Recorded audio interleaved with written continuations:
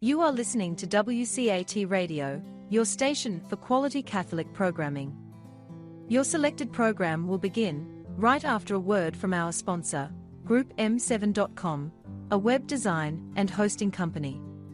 Log on to GroupM7.com today and let them know that WCAT Radio sent you.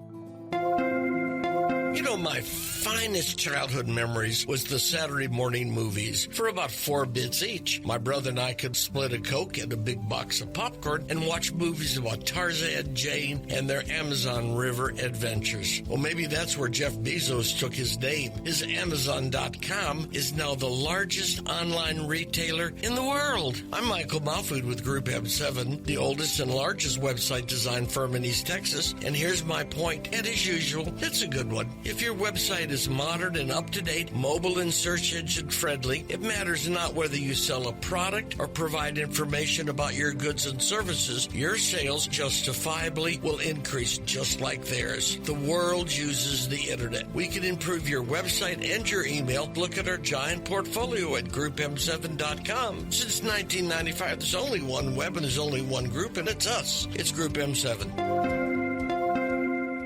You're listening to WCAT Radio, your home for authentic Catholic programming. Welcome to The Open Door, a show based on the words in Revelation, "I have left an open door before you, which no one can close." This is WCAT Radio's longest-running show, which opened the door to the radio station in October 2016. It's currently offered by Jim Hanink, Mario Ramos-Reyes and friends, and remains open to the love of God in its call to build a culture of life and a just social order through the panel's discussion of the Catholic social teaching principles of solidarity, subsidiarity, and economic democracy. The Open Door also explores nonviolence, distributism, and communitarianism. So join us at the Open Door, where you too can be part of the conversation. Welcome to the Open Door. Jim Hanink here with fellow panelists Mario Ramos-Reyes and Christopher Zehnder. Our special guests are Imran Mushtaq of Pakistan and Deacon Michael Russo of Pennsylvania, more specifically Johnstown. We're going to be talking about what it means to be a Christian in Pakistan and what we might do here in the US of A to be of help. We begin, as always, in prayer. Come, O Holy Spirit, fill the hearts of your faithful and enkindle in them the fire of your love. Send forth your Spirit, and they shall be created, and you shall renew the face of the earth. Let us pray. O God, who has taught the hearts of the faithful by the light of the Holy Spirit, grant that by the gift of the same Spirit, we may be always truly wise and ever rejoice in his consolation. Through Christ our Lord. Amen. Now, we all have questions for Imran and for Deacon Michael Russo as well. But I want to begin simply by asking Imran to tell us a bit about yourself and your family. Okay. My name is Imran Mushtaq. I'm from Pakistan. And I just have done my master's degree in botany. So I'm living with my parents. I have almost 8 family members, including 3 sisters and 2 brothers. That's all. I think as we go forward, if you could speak a little more loudly, I think that would help. I know you're coming from a long distance, but it's via cyberspace. So, Mario, would you like to continue? Okay. My name is Imran Mushtaq. I'm from Pakistan. I have done my degree master's degree in botany. Just finished my degree, and I'm living with my parents. Mm, right now, I am jobless. It's not easy to get a job being a Christian. You know, all I am a Christian, so it's not easy to get a job being a Christian here in Pakistan. I'm living with family, so there are 8 family members: uh, mom, dad, and 3 sisters and 3 brothers, including me. Uh, so that's all. All right. Mario, would you like to continue? Well, good morning and welcome. What is your day looks like in the in the village that you live? What is your daily life? Yeah, not village life is very quite simple life than a city life. It's really simple, and most of the peoples are connected to the agriculture and daily wages. So mostly are labor here. So there are only 4 Christian families are living in my village, and other are Muslims. There is no church in our village.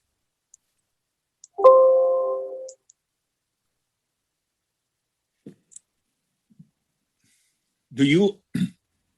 Hello, can you hear me? Yeah, I can. Do you have any church in your village? No, there is no church in my village. There are only 4 Christian families are living here. So there is no church in my village. Pastor came every Sunday for prayer in my home. We gather in a home for prayers.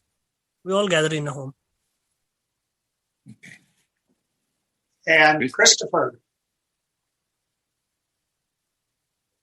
your mic's. Oh, we're having some. All right. There we go. No, I'm back. It was just my lack of technological skill, I suppose, unlike Mario's. But so you meet? Do you still meet once a week for worship, or is that something that happened in the past? And is there? We only gather on Sunday for prayers. So, are you Catholic or? Yeah, but I'm not a Catholic yet, but I'm going to convert into Catholic soon. Okay. Yeah. I understand that he studies the catechism for an hour every week with Deacon. Yeah, I'm studying catechism from Deacon Russo. He's also with us. How does that work, Deacon? Well, it worked out very well. When he first connected with us here, and we learned more about his background, we started talking about what we're talking about this morning, and that is, what does church look like there? What are some of the difficulties that they have? And we got into the conversation of Catholicism and what we believe as Catholics. And we do a Bible study. I do a Bible study every Saturday, and we do it through Zoom with our parishioners and people from even other countries because of the COVID. But Imran asked me if he could learn more about, he wanted to learn more about the Catholic faith, and he wanted to also attend Bible study. So the way the schedules worked out, we agreed that every Monday morning when I'm not called away, for some other ministry here in the diocese, every Saturday morning that we would meet at about 9:30 my time, and we talked for about an hour and a half about the Catholic faith. So we did an introduction first, and now we're going through the catechism. I sent him a catechism, so he has one to study with me. And so every Monday morning, we focus specifically on that. And I also answer any questions that he might have on the faith. On Fridays, because Saturday doesn't really work out well for him, but on Fridays, we do the same thing. We do a one-on-one Bible study for about sometimes an hour and a half that we will go through. We started in Genesis, and we are just working our way through the various books of the Bible and talking about sacred scriptures. So he and I link together on Mondays for the faith formation, and then we link together on Fridays for the Bible study. And then also I've helped him to locate a Catholic church there, but it's a distance. There's a problem there. It's not like you can just and 10 minutes you're at church. It's a distance there, but we have located a Catholic church because I explained to him that in the RCIA process that he would have to connect with the Catholic Church in his area. But for the time being, what we're doing, as I said, we're going through the catechism and other aspects about the Catholic faith so he can understand Catholic tradition. And he's doing very well with it. He has a lot of good questions and we have a lot of good discussion. As a matter of fact, the hour or an hour and a half goes by very, very, very quickly. So that's been ongoing now since I met him. So it's almost a year now that we've been working together on that. Imran, could you tell us a bit about the obstacles, the specific obstacles that you face in the Christian space in Pakistan? I think we lost him, I think. That's what I was worried about. He will probably come back on. This does happen with us when we are working as well. If they have bad weather there or at night, it interferes with their connection. So sometimes he jumps in and out there. I can share some of the information with you about that question because we've talked about that a lot. And as he said, there's only a handful of families there in his village that are Christian because the Muslims have a concentrated effort to eliminate them, to phase them out. And so that's why they have church in the home, quietly in the home. They try not to make themselves too obvious. When he mentioned about work, he has a master's degree in botany, but the Christians are not given the good jobs. The Christians, from what I understand, the majority of them do work in agriculture or they work in the brick factory where they are required to make 1,200 to 1,500 bricks a day for $5. And he sent me photographs of the people, working in those areas, in the brick factory and also in the sugarcane fields and other fields. For the children, what he has done is he was able to gather together about 23 children, Christian children, because they can go to the school, which is a Muslim school, providing they accept a Muslim name and they convert.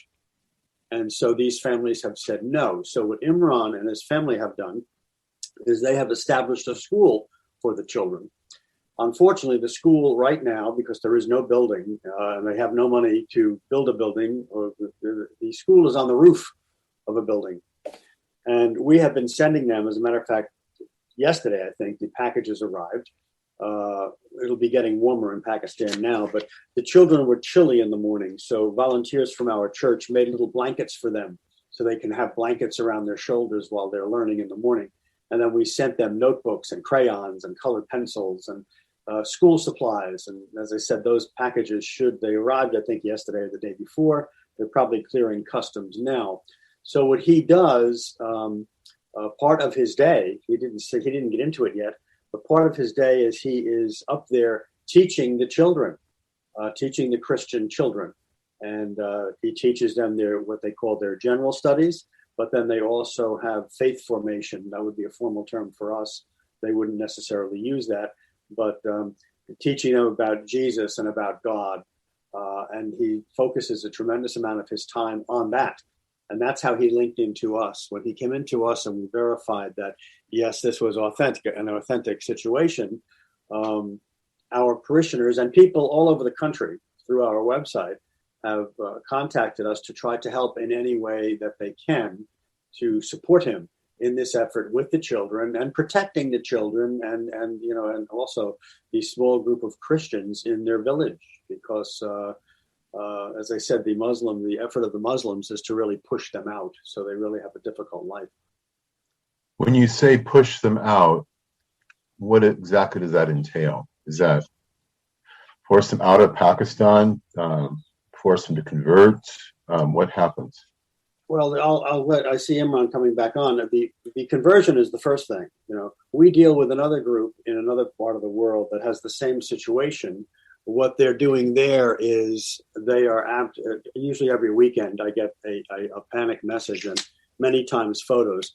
What's happening there is the people are just being massacred, women, children. No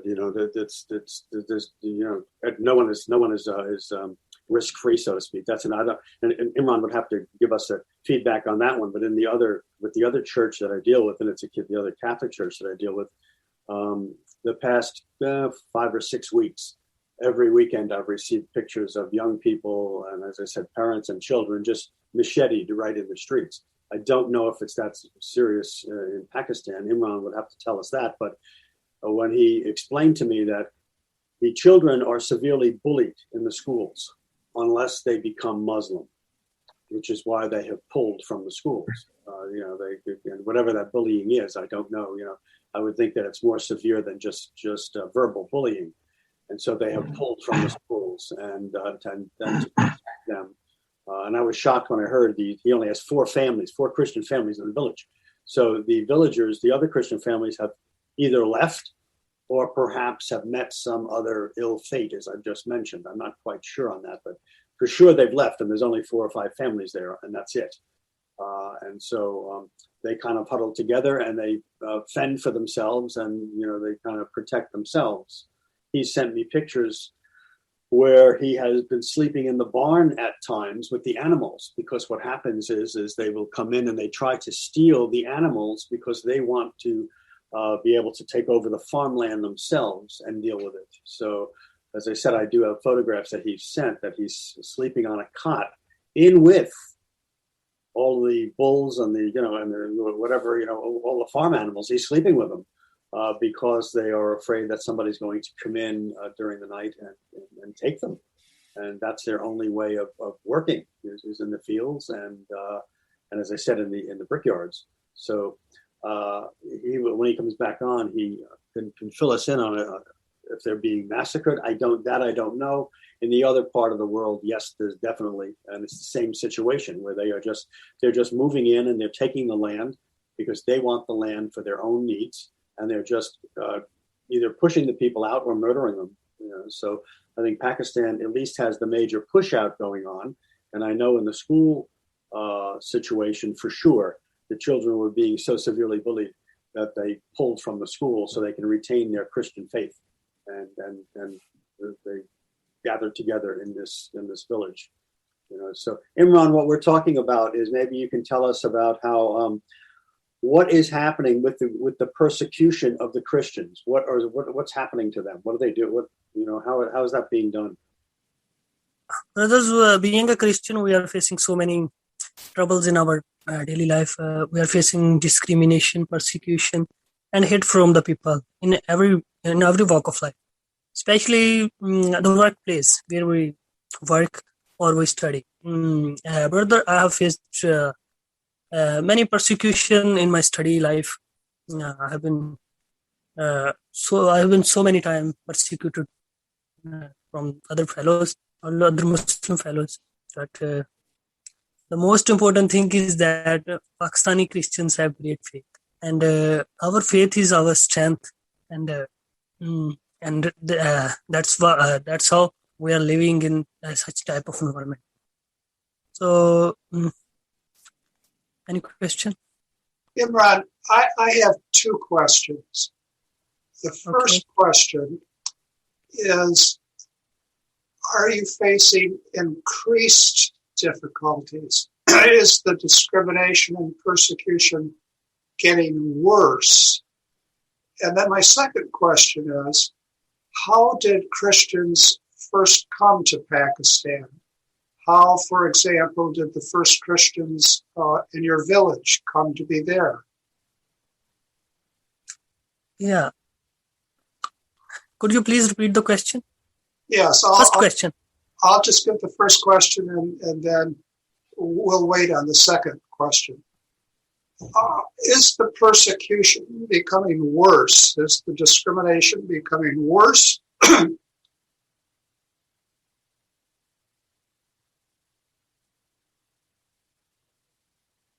Yeah, it's worse. Yeah, I keep sending the cases and tragedies that is happening in Pakistan to Brother Michael Russo. So yeah, it's worse. And why is it worse? It's because we are minorities. In every country, like Asian country, where the people are a minority, they are persecuted. You can see also in India, so many Muslims and Christians are also persecuted in India. And here we are minority. There are only 1% Christians are in Pakistan, and they all are living below the poverty level. Most of the Christians are poor here. Sometimes they don't have food to eat. They are poor like that, and the government don't offer good jobs to the Christians. Most of the Christians are sanitary workers. I was reading an article that I read that there are 90% Christians are sanitary workers in Pakistan. 90%. You can see how tough. How did now this is my second question. How did Christianity come to Pakistan? How is it that there are any Christians at all? Are Christians in the village? Yeah, we have been we have come here in village at the time of partition, when Pakistan made in 1947. We were the part of Hindustan, India. We were the part of India. Then we traveled to Pakistan. Yeah, because our relatives were in Pakistan. So that's why we traveled from India to Pakistan at the partition time. I see. Mario. Have you your neighbors are not Christian? Have you have any dialogue or discussion about what you are learning from the catechism or Christian teaching with them? Or is not possible? Dialogues with Christians or Muslims? No, with Muslim, with other, yes. Yeah, Muslims. Not much, but we can only prayers in our homes. We're not positive dialogues. But you know better. Good and bad people are everywhere. So no helpful dialogue among us with other Muslim community. What we are living. From what we have talked about, Imran and I, is that would be threatening to them, to the Christians, to have that type of dialogue, because the mindset is that everyone must convert. And so meaningful dialogue would not be, I again, from our conversations, I've assumed that it would be taking your life in your hands to pursue that conversation. They force us to convert. So many Christians have been killed and attacked by Muslims because of conversion. They force us to convert into Islam. Yeah, that seems to be the goal. The goal is to force them to convert. And so, as I said, meaningful dialogue or dialogue with any attempt to understand the Christian way of life would not be welcomed at all. The Christians are not considered well, they're just not. They're probably more of a nuisance to them than anything. Yeah, but And they would prefer that they just disappear. the government talk about interfaith harmony on upper level. If you want to take interfaith harmony in the community where the minorities living, then you have to apply these on community level, like friends, neighbors. So, no. We hear much about dialogue with Muslims from Pope Francis. I think it would be good for us to recognize that there might be dialogue among dignitaries. There might be dialogue with the Grand Imam of Egypt, but at the ground level, there isn't. Yeah, I'm also talking about that. It's needed on ground level. Yes, and I'm not in a position to give the Holy Father advice, but I think he could be much more realistic, much more realistic about what people are facing in their communities. And I know that Deacon Russo was alluding to another country where there's severe persecution. I can think of still a third country, China. We hear all sorts of, what should I call it, high-level discussions that involve mutual understanding and dialogue. Well, that's not really the case for the ordinary person. And the high-level discussions, if they want to be taken seriously, have to acknowledge what's actually happening with ordinary people.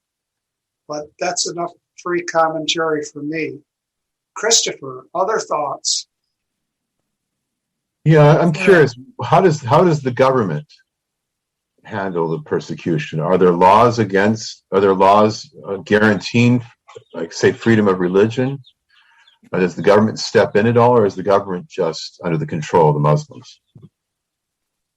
Yeah, the government are under the control of Muslims, but we are allowed to pray and worship freely in Pakistan.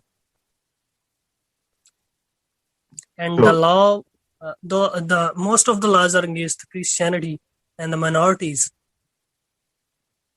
especially blasphemy. The people misuse of this blasphemy law of Pakistan.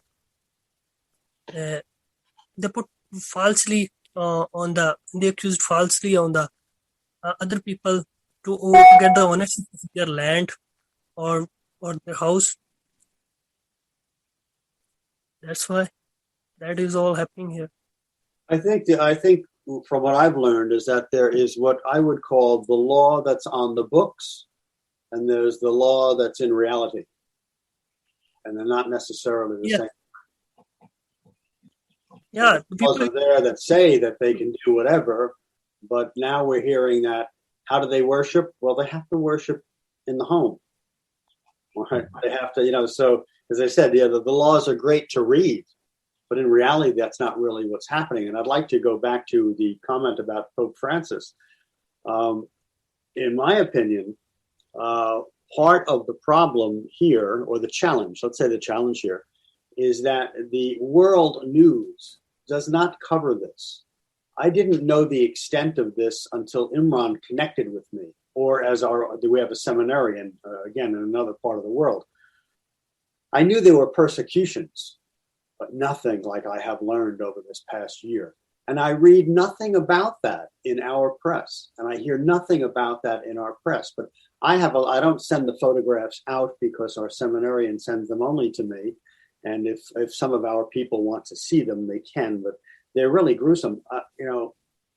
I don't hear anything about this.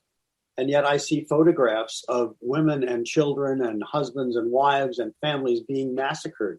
Whereas Imran is saying, here is a well-educated man. and he's not permitted to work. And I read nothing about that at all, anywhere. Or maybe a line somewhere on page 855, some article. It's only the only sanitary job. Go ahead, Imran. Go ahead. Yeah, on advertisement, but advertising the jobs, they're specially written on the advertisement. These jobs are only for Christians. The jobs are sanitary jobs that are specially written there. These jobs are for Christians. Means they only allow sanitary work to Christians. These are the jobs for the Christians here.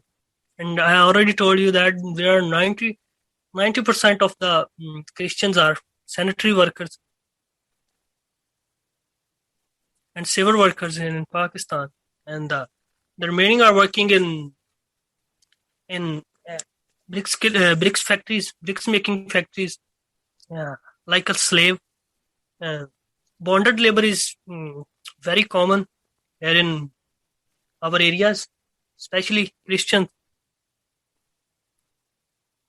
Bonded labor in farmers and bricks making factories.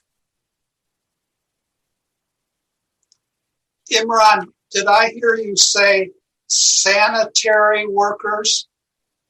Yeah. Yes. Now, I have read about this practice, and I have posted about it on my Facebook page. Christians are encouraged to apply to dig out sewers. And when they dig out the sewers, they're oftentimes given the most rudimentary equipment. Oftentimes they're digging out sewers with their hands. Yeah, you're absolutely right. And they also call a word, is a local word, chuda. Chuda means untouchable. They hate us. They don't even like to eat with us. And also, very typical word like chuda is meaning untouchable. And to your point, Jim, in these jobs, they are not given any protective gear like we would have here, especially with the danger of COVID and whatnot that's going on. They're not given anything. They just go out and do that, so their lives are in danger from the moment they're on the job because they're not given any protective gear that would keep them safe from any of the bacteria or whatever that they would pick up from the sanitation job, but also any job. They're just not, they're not in the loop, so to speak, to receive any type of protective gear so that they can feel that their lives are protected for themselves or for anything that they might bring home to their families. It's just not an issue. As Imran is saying, they're really just a non-issue. When I saw the photographs that he sent to me of the brick factory, it reminded me of some of the movies that we saw, like the Ten Commandments and whatnot. And you saw the Israelites, in the brickyards making brick. That's exactly what came to my mind when I saw it. And there was one photograph with this one man, and he must have made, I don't know how many thousands of bricks, but there he is molding his bricks. And that's just so unheard of for us today. But that's all that is allowed to them. But one of the most disturbing things to me was to hear that they are not considered for any protective gear or protective clothing or anything on the job to just go out and do it. And if they die, they die. I often read statements made by bishops in the Middle East to the effect that the West has forgotten the persecuted Christians of the Middle East. And this seems to be doubly the case for the persecuted Christians in countries like Pakistan. Mario? I have a question. Are there any other religious minority in your village? Yeah. No. Only Christians are here in Christians and Muslims. Only 4 Christian families and other are Muslims. And in Pakistan? Yeah, Pakistan. Yeah, we have Sikhs and Hindus, and also some atheists, and like And another few. and how is the relationship between these minorities and the majority Muslim population? Not good. Same as Christians. As with Christians, not good. Christopher. Yeah. What are relationships between like Hindus and Christians like? Is the fact that you're both groups are persecuted, does that create any kind of friendship between them? No, not at all. Mm-hmm. Never. Even though Pakistan didn't allow to build their temple in Islamabad, I think you heard about that. Well, maybe you can say something about that. Yeah, Pakistani government didn't allow the Hindus to build a temple in the city Islamabad, the capital of Pakistan. So there was a big issue, and you can see how minorities are living here. You can see the dialogues among the Hindus and Muslims, and the relationship between the Muslims and Hindus. By this. How is it, Imran, how is it that the anti-blasphemy law functions? Yeah. How does that work in practice? Yeah. Yep. Blasphemy law, people using and misusing this law in Pakistan. They put allegation of blasphemy on everyone to get the ownership of their land.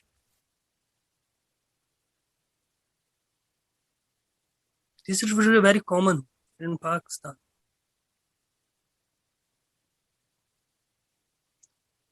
Here in the West, and certainly in the United States, there is no such thing as blasphemy. It does not exist as a legal category. And in fact, in many circles, I think blasphemy is seen as avant-garde. It's seen as transgressive. It's seen as a mark of liberation. Yeah, so, I have also heard about the USA that there is a church there, Christian and Muslim both worship and pray together in the same place in a church. Yeah. Christian allow Muslims to pray. We have a very strange world, and I think we've always had a very strange world. I'm thinking of the attacks, and they were terrible attacks, on the newspaper in Paris. And that very newspaper regularly engaged in blasphemy. Now, it was certainly wrong to kill those people, but it's also wrong to deliberately blaspheme. And how could I put it? It's a crazy, crazy world. Well, Jim, Imran, and I'd like Imran to talk about this. He sent me a writing a few days ago about some nurses that got involved. Yes. Yes, blasphemy seems to be in the mind of the beholder.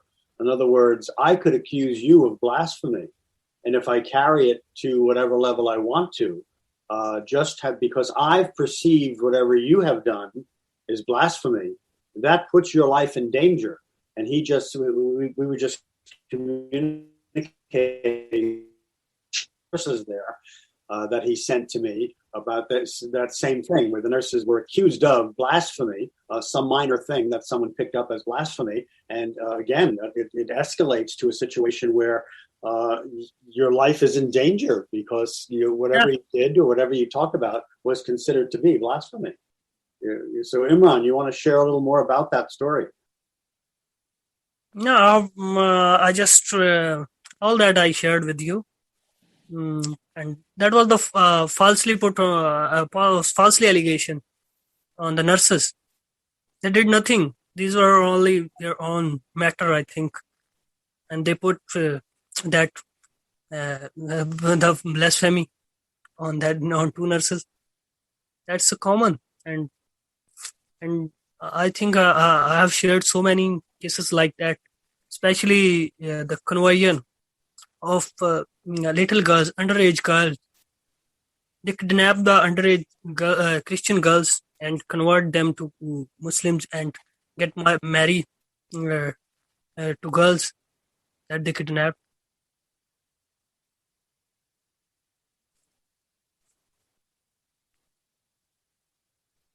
Mario, your turn, sir.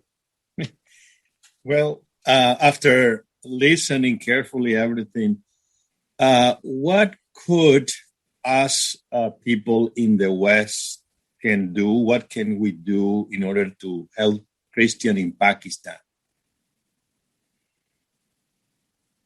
Yeah, they should support us at international level and talk about to the government that happening in Pakistan with Pakistani government. America should watch what happening here in Pakistan with minorities, and according to me, the main reason of that is lack of education. Brother, most of the Christians are uneducated. They can't even get their basic education, like a metric. They can't get their basic education because they face so many troubles, persecution, discrimination in schools, and that's why the main cause of that is lack of education. I think other countries should support in education, especially education. If you have education, you can the only education make change in this Pakistan in Christians. I think more than 95% Christians are uneducated, and I'm lucky. I'm an educated. I have done my degree, master's degree in botany, so I'm very blessed. So we barely see Christian student in universities. And there are only 3 Christians in my botany department in the university. Only 3 Christians in botany department in university. You can see the ratio of education in Christians here in Pakistan. The main reason is that the poverty and other things that they are facing in the Muslim Institute.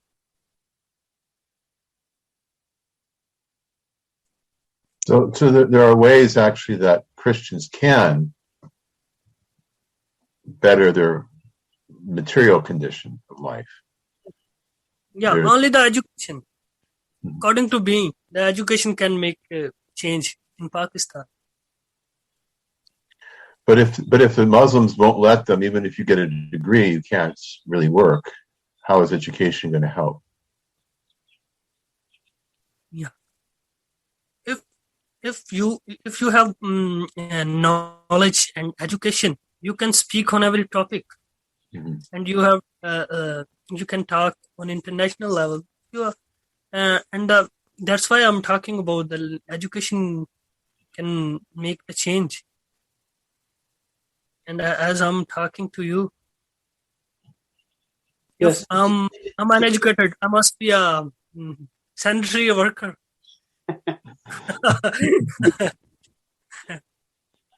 His point, though, you see, with his education, he knew enough to seek out ways to reach out.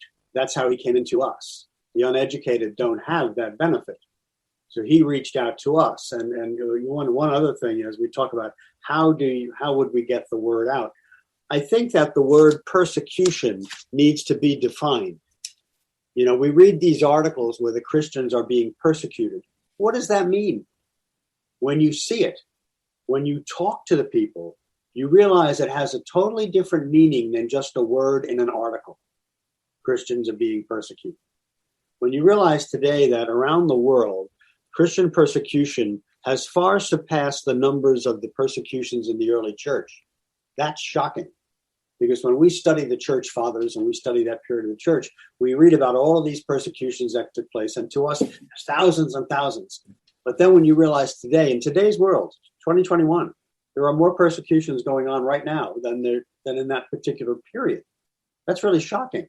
And as I said, when I read articles, I just read the word persecution. Until I met Imran, and until I met this other seminarian that I work with, and I saw this and heard this firsthand, it gave a whole new meaning to that word. It's not just a word. This is an action that's taking place. And it's an action that's actually destroying people and destroying the faith. So it's not just persecution. I'd say no, it's much more serious than that. And there needs to be much more information on that. And, the bishops can say, fine, there's not much being done in the West. The West needs to be educated in reality as to what's going on, not just these stories. We need to be educated in reality. Because once we touch to that, for example, our diocese, our parish, all right, once I began to communicate to them what Imran was telling me, people rallied around like crazy because they had no idea. They just heard persecution, Christian persecution. When they saw pictures of children going to school in the morning on the roof of a building, that's unheard of here in the United States. And they're out there on the chilly morning with their notebooks and trying to do their schoolwork. That's unheard of. When they saw adults out there making 12 to 1,500 bricks a day, and they'd get $5. In the United States, $5 is a cup of coffee at Starbucks. And here, somebody's working all day long. That's the reality. So I think we need to, in my opinion, I want to add the words. Go ahead. There is a city in Pakistan, Pakistan, and I read today in an article that the bonded laborers were not paid from 5 years in bricks making factories. They are working without pay because they are bonded. They can't go anywhere. If they take any action, they kill them. Yeah, so again, it goes back to the point of dealing with the reality and not just the words that we use to describe the situation.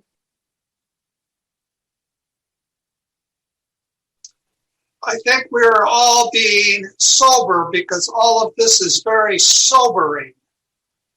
I think oftentimes in the West, people spend most of their time trying to figure out how to be entertained in new ways. And we are so divorced from reality, so separated from it in so many ways. It's really appalling. I oftentimes, excuse this digression and I'll make it short, I oftentimes wonder in the United States how it is that so many people can ignore that since Roe versus Wade, there have been over 60 million abortions. And then I sometimes think, and how is it that we can ignore the terrible, wrongful persecution, mistreatment, abuse of Christians all over the world. How is it that we can ignore this? And I also oftentimes think, how is it that we can tolerate the fact that we continue to stockpile nuclear weapons in the midst of all of this? It is really extraordinary, and thank God for God, because we are a sorrowful lot on our own. Mario and Christopher, could you say a bit more? And then Deacon Russo, could you tell us how to connect with you, because you have already connected effectively with the people in Pakistan? Okay. I'm just thinking in terms of your comment, people ignoring things. I think the reason why people often ignore it, first of all, they don't know about it. But part of it is this a sense that we can't do anything about it. And I know with a lot of people, if in terms of like work, when you have husband and wife both working in a family and you're trying to raise children, that becomes overwhelming. So people need to get a sense of, if they had a sense of what something they could do about it, they might do something about it, or do what little. But I think that there's just a sense of helplessness when you're confronted with a world that's so powerful, you feel powers that are so great, and you feel isolated from even your Catholic friends, and you have no Catholic community.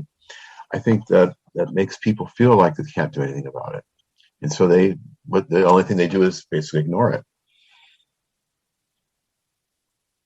Mario? Well, I think what Imran is saying is he's a witness, and we are moved more by a witness than someone who make an argument. And we are so rationalistic in the West that we are making argument here back and forth instead of just have friendship with people who are suffering. And so, and yet at the same time, we're living in a culture where we feel overwhelmed about information or misinformation. And unless we experience the same thing or we are being told, we are not moved. And so there's a very difficult situation unless, again, you have come or you have experienced and you are related to people who are suffering.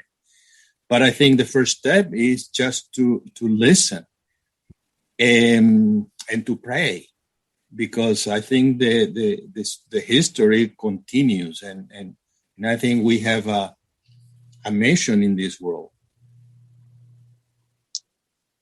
Thank you. Deacon Russo, tell us how to make connections. Yeah, I'm going to start by saying that this terrible situation we are in with COVID, there was a silver lining in that this opened to us ways of communicating with people that we never did before, such as what we're doing this morning, okay? What we did in our church, and this is how Imran came into us, our people, obviously the churches were closed and we couldn't come in for mass, we couldn't worship or whatever, so we started revamping our website and putting things up there. As a matter of fact, tomorrow I have to go and videotape mass for Sunday. We put all of our worship services up on the website. That went out all over the place, all over the world, obviously, because Imran came in off of that, all right? So what we've done now is if you go into our parish website, it's stbenedict.org, all right, stbenedict.org. You'll find Imran's story with his pictures, and every day I talk to him, I'm saying the same thing to him, more pictures, more story, more pictures. And we are updating people that way so they are seeing the reality. They're going to see the brickworker. They're going to see the kids in school. They're going to see all of that. And the more stories he gives us, we post them and put them up there, you see. So first off, I would invite the people to visit that website because they're going to see him and his story. And we keep it as fresh as he gives us information. That's the first thing. The second thing is they can contact me directly. My direct email is Michael, Michael, .Russo, at Atlantic, like the ocean, Atlantic, BB, like boy.net. They can send me an email, and I will send them information about what we are doing and how they can help. And as I said, if they start at the website there, they'll begin to get the full story, because he's on the front page of it right now. I actually have it's called Deacon Michael's Corner, where anything that I'm doing in the parish or the diocese, we post there. You'll find his story there, and you'll find, as I said, the pictures of what he's living with and what he's wrestling with, and that's how they can begin to learn. And then by all means, I'll be very happy to give them any other information, and if they want to help by contributing in one way or another, I can give them instruction as to how they can do that.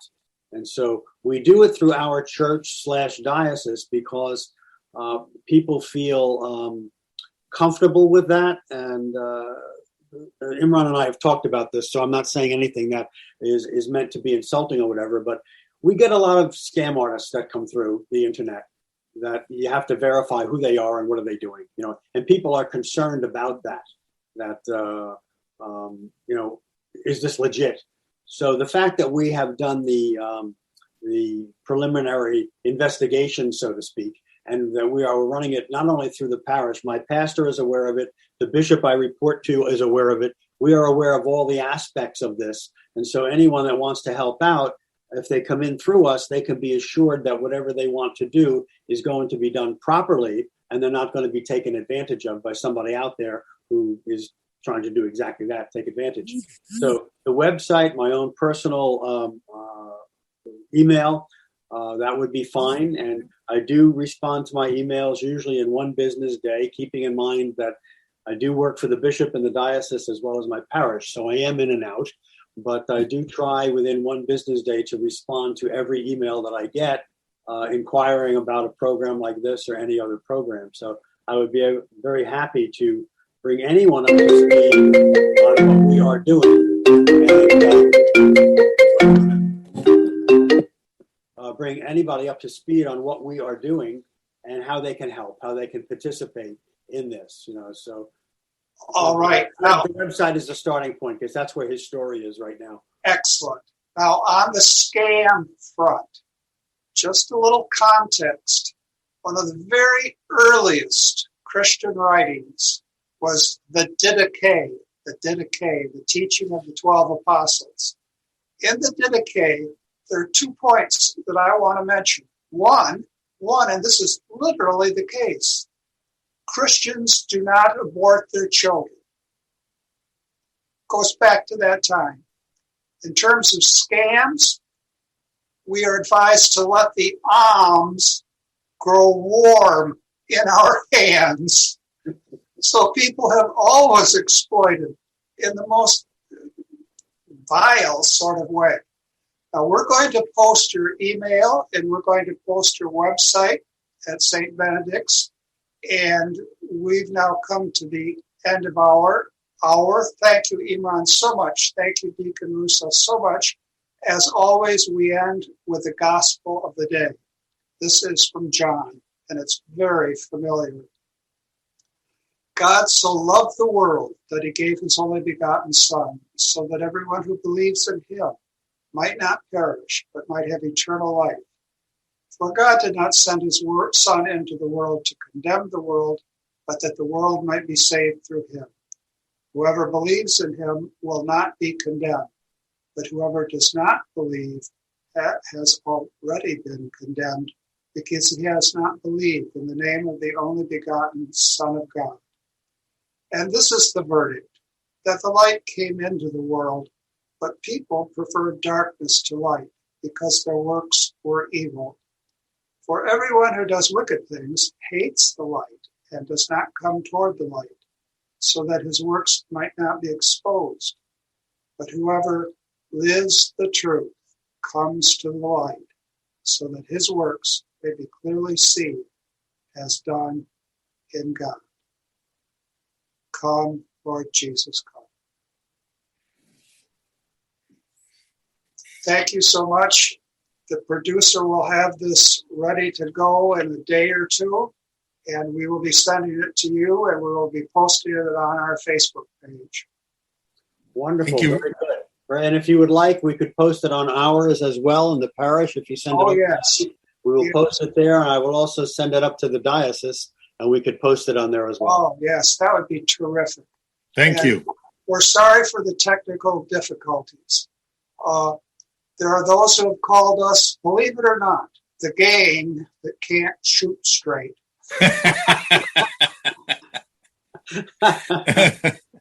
All right. Okay. We'll see. Thank you. Bye. Bye.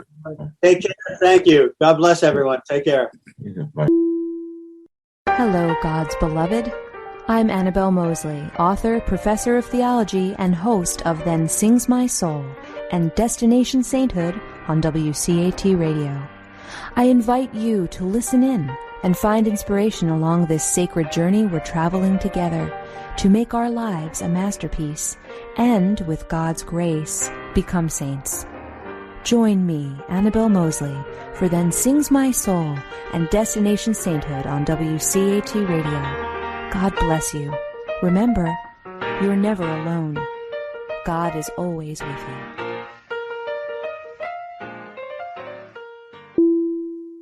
Thank you for listening to a production of WCAT Radio. Please join us in our mission of evangelization. And don't forget, love lifts up when knowledge takes flight.